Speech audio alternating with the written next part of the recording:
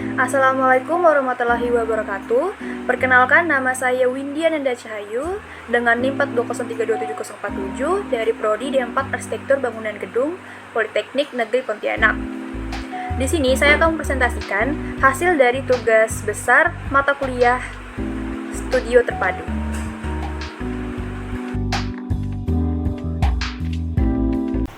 Oke, kita akan memulai dari studi literatur. Di sini saya akan menjelaskan secara singkat definisi dari apartemen. Menurut KBBI, apartemen adalah tempat tinggal yang terdiri atas ruang duduk, kamar tidur, kamar mandi, dapur, dan lain sebagainya, yang berada pada satu lantai bangunan bertingkat yang besar dan mewah, dilengkapi dengan berbagai fasilitas seperti kolam renang, pusat kebugaran, toko, dan lain sebagainya. Baik, untuk studi kasus satunya, saya mengambil rumah susun yang berlokasikan di Kota Baru, Pontianak, Indonesia. Untuk studi kasus 2-nya, saya mengambil Avana Apartemen yang berlokasikan di Jakarta, Indonesia.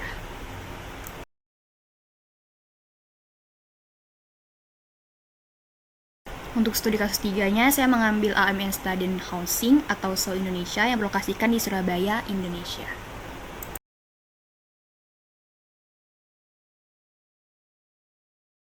Untuk studi kasus 4-nya, saya mengambil Vesanen 36 apartemen blok yang berlokasikan di Berlin, Jerman.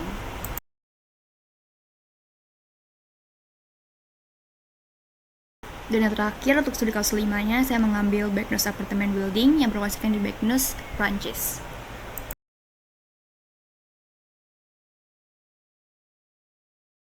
Nah, berikut adalah studi banding yang telah saya analisis dari 5 studi kasus yang telah saya kumpulkan. Berikut adalah 3 site yang telah saya analisis dari perhitungan scoring. Saya memenangkan site 2 karena menurut saya pada site 2 ini yang berlokasikan di Jalan MT Haryono itu merupakan lokasi yang paling strategis dan memiliki banyak keuntungan. Nah, berikut adalah data existingnya yang terdapat juga perhitungan KLB, KDH, KDB-nya serta luas lahan yang berkisar sekitar 3.000 meter persegi. Nah, untuk alasan pemilihan lahan adalah karena pertama, berada di kawasan yang strategis yaitu di pusat kota. Kedua, berada di jalanan yang ramai dan langsung berhubungan dengan jalan besar. Ketiga, sistem drainasenya jelas. Keempat, berada di lokasi dan tempat-tempat yang strategis. Dan kelima, dekat dengan fasilitas yang dapat memudahkan seperti sekolah, lapangan olahraga, dan SPBU. Berikut adalah analisis site sirkulasi. Untuk penjelasan lebih lanjut bisa dibaca langsung pada foto yang tertera. Lanjut pada analisis site view masuk dan view keluar. Lalu analisis site arah matahari, analisis site kebisingan, analisis site drainase, analisis site aromatik, dan yang terakhir analisis site vegetasi. Nah, berikut adalah kesimpulan dari 7 analisis site yang telah saya kumpulkan. Untuk penjelasan lebih lanjut bisa dibaca langsung pada foto yang tertera.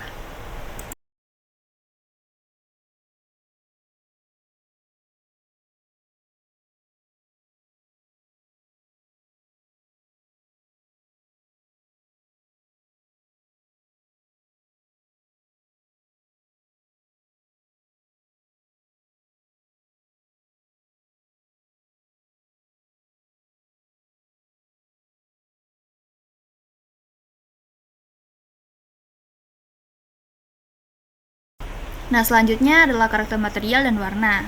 Untuk warna putih lili saya tempatkan di interior.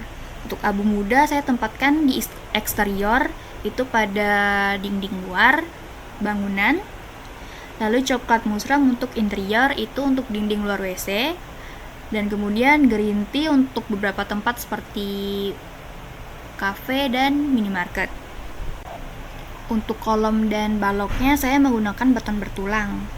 Lalu material kaca untuk jendela dan beberapa pintu. Dan terakhir keramik putih untuk lantai di tiap unit. Dan terakhir adalah konsep. Konsep awal dimulai dari masa bangunan sederhana berbentuk balok solid. Ini mempresentasikan bentuk dasar bangunan yang utuh dan masif tanpa adanya pembukaan atau artikulasi fasad. Kedua, pada tahap ini mulai dilakukan pengurangan massa berupa tarikan vertikal menghasilkan terbentuknya 3 pembagian bangunan. Dan terakhir, menunjukkan komposisi akhir yang lebih kompleks di mana pengurangan massa diatur secara jelas, menghasilkan 2 tower yang nantinya akan membentuk huruf U untuk bentuk denahnya. Pada intinya konsep apartemen saya itu untuk denahnya berbentuk U. Selanjutnya kita masuki gambar kerja dari tugas besar ini. Berikut adalah gambar situasinya.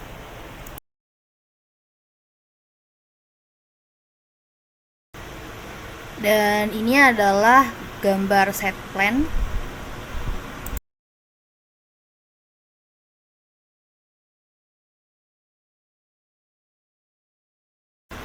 Lanjut ke denah basement. Untuk lantai dasar, saya menempatkan ruang-ruang dari fasilitas apartemen ini. Itu seperti minimarket, cafe, laundry, tempat gym, kemudian ATM center, dan kemudian beberapa ruang utilitas dan WC untuk umum. Untuk denah lantai 1 itu sudah memasuki denah tipikal yang diisi oleh unit dari berbagai tipe apartemen.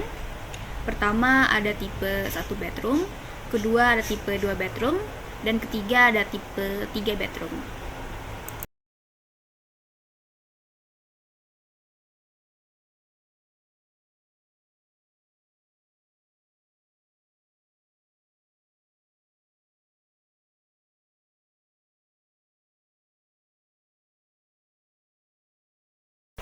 Untuk denda parsialnya berada di file PDF yang telah saya lampirkan juga di Google Drive. Jadi Bapak bisa lihat di Google Drive. Nah, berikut adalah rencana PJV untuk lantai basement. Selanjutnya adalah rencana PJV untuk lantai dasar. Lalu berikut adalah rencana PJV untuk lantai 1. Untuk rencana PJV lantai 2 hingga 5 itu sudah masuk ke denah vertikal.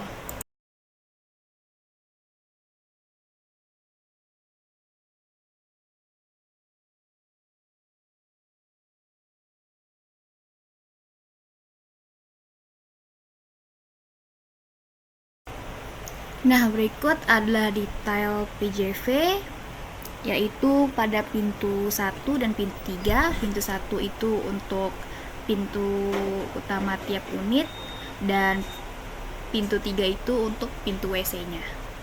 Kemudian berikut adalah detail dari jendela kamar dan ventilasi WC. Untuk selanjutnya adalah rencana pola lantai pada denah basement. Kemudian lanjut ke rencana pola lantai pada denah lantai dasar. Lalu lanjut ke rencana pola lantai pada denah lantai 1. Kemudian rencana pola lantai pada denah lantai 2 hingga 5 itu sudah masuk ke denah vertikal.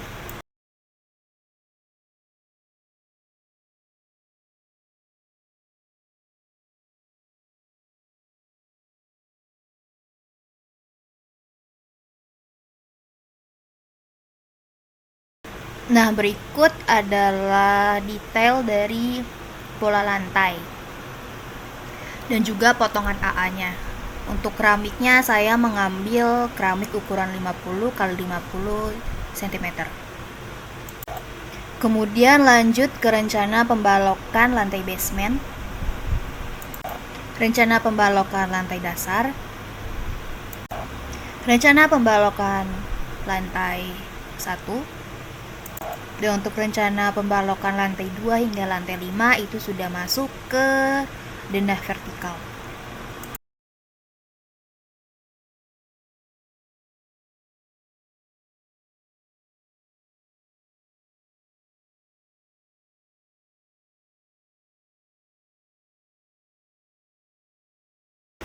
Nah, berikut adalah detail untuk balok induk.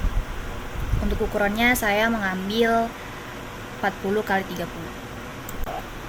Selanjutnya adalah balok anak. Untuk ukurannya saya mengambil 20 x 15. Kemudian lanjut ke rencana pondasi.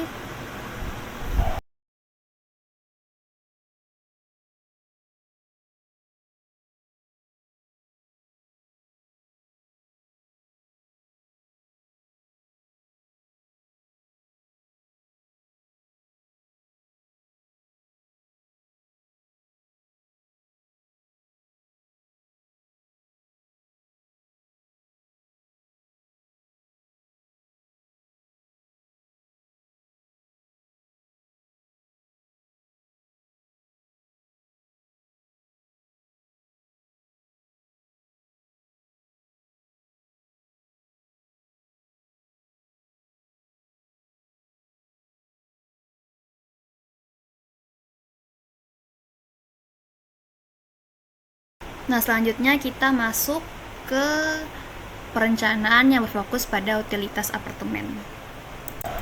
Berikut adalah rencana lift basement. Lalu dilanjutkan dengan rencana lift untuk lantai dasar. Selanjutnya rencana lift untuk lantai 1 dan lantai 5 itu sudah masuk ke denah vertikal. Kemudian lanjut ke rencana tangga darurat.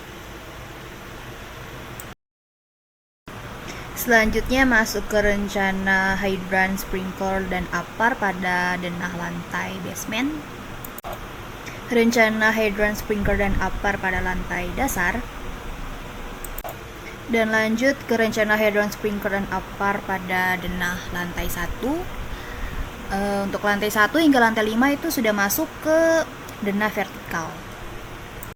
Berikut adalah rencana hydrant pada outdoor. Lanjut ke rencana instalasi listrik pada lantai dasar. Kemudian rencana instalasi listrik pada lantai 1. Untuk lantai 1 hingga lantai 5 itu sudah masuk ke denah tipe vertikal. Kemudian lanjut ke rencana jaringan telekomunikasi dan internet pada denah lantai dasar. Kemudian lanjut ke rencana jaringan telekomunikasi dan internet pada lantai 1 hingga lantai 5. Selanjutnya kita memasuki rencana air bersih pada denah lantai basement. Lalu rencana air bersih pada lantai dasar dan rencana air bersih pada lantai 1 hingga lantai 5. Untuk jalurnya itu ditandai dengan warna biru toska untuk lantai basement dan lantai dasar, kemudian biru tua untuk lantai 1 hingga 5. Berikut adalah rencana air kotor pada lantai dasar. Kemudian lanjut ke rencana air kotor pada lantai 1 hingga lantai 5 karena mereka denahnya tipe vertikal, jadi sama. Untuk jalurnya ditandai dengan garis warna coklat. Selanjutnya ada rencana groundwater tank pada set flat. Kemudian rencana groundwater tank pada lantai basement. Lanjut ke rencana roof tank pada tampak atas. Dan yang terakhir rencana speed tank pada set plan. Selesai pada utilitas apartemen. Selanjutnya kita akan memasuki animasi dari tugas besar ini.